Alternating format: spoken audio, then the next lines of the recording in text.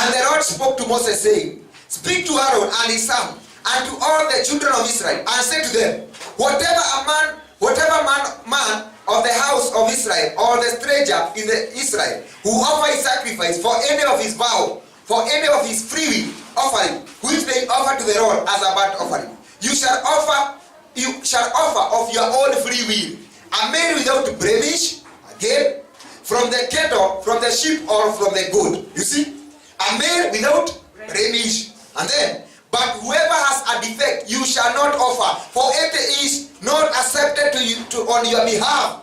Something that is weak, something that is not perfect, and you go to the Lord to give him.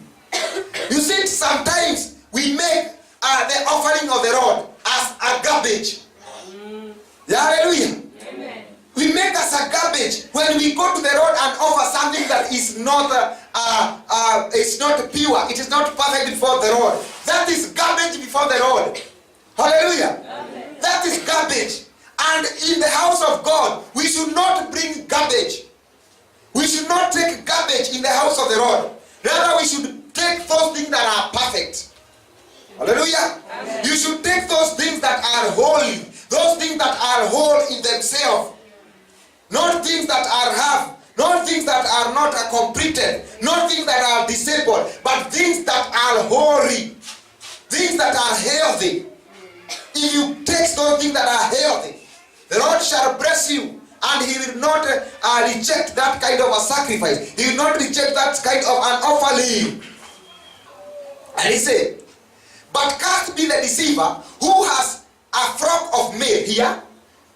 Says the Lord of hosts. And you bring the stolen, the ram. You see, bringing stolen things in the house of God. Praise the name of the living God. And that is what you are seeing today. Even in the churches today. That even some of the politicians, they are going to the house of God and they are offering an offering that they have stolen from the Kenyans. An offering that is corrupted. Corruption money. They are taking them to the house of God as an offering. That is a gift. That is an offering that has been smeared. Hallelujah. Amen. An offering that has been smeared or a defiled offering before God. That is why he said, you shall not take any stolen thing in the house of God. For that thing will make you to be cast instead of to be blessed by God. Amen. If you know that your money is for stealing, don't take it to the Lord. If you know that what you are doing is not pleasing God, don't take it to the Lord, or don't give the servant of God. If you know the kind of the work that you are doing, it is not glorifying the Lord, don't take it to the Lord. There are people who are prostituting themselves. They are prostitutes, and when they get money, they go and tithe in the house of God. That is a smeared. Something that has been sneezed on. Something that has been sneezed on. That is not holy before the sight of God. You cannot take that thing to the Lord. It is an abomination to take that thing that is defiled before the house of God. Other people, they know where they have gotten the money. They have not gotten the money in a holy way. They lied in order to get that money. Then you go to the house of God and you take it. You do not receive a blessing, but you receive a curse before God. And he said this here, the rape you shall. 14, as I conclude this. But cursed be the deceiver who has his flock a male and makes a vow, but sacrifice to the Lord what is blemished. Here, what a wicked thing that they were doing. You have in your house or in your cattle or your flock, you have all those things. You have the perfect one, but you go and offer to the Lord that thing that is defiled, that thing that is maimed, that thing that is injured. Hallelujah. Amen. That thing that has this kind of diseases that the Lord is speaking about them. Kind of a disease that you see, that if it is a sheep, it starts falling. The skin is falling. Those folds are falling. Then you take that thing to the house. You are a deceiver before the house of God. Because God knows that you have the perfect one. God knows that you have them that are not sick. But you go, you bring that is sick, you are a deceiver.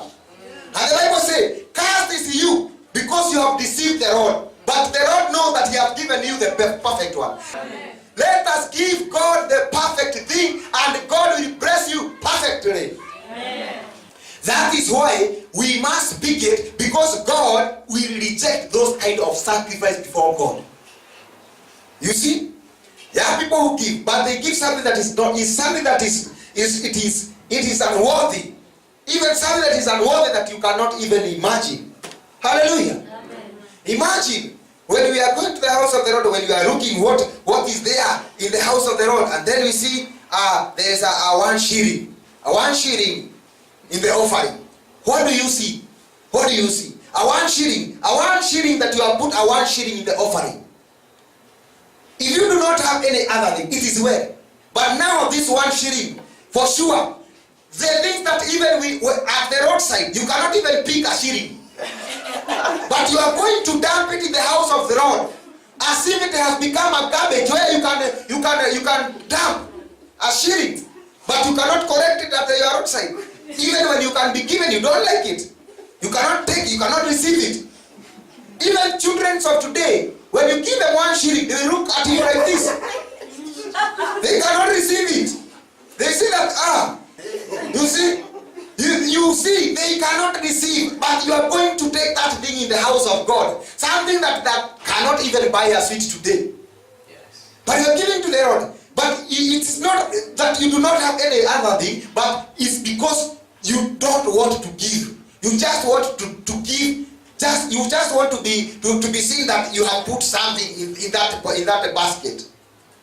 It is good that you will not put something rather than to put a defective thing in the house of God. Amen. Because you will become cursed by God.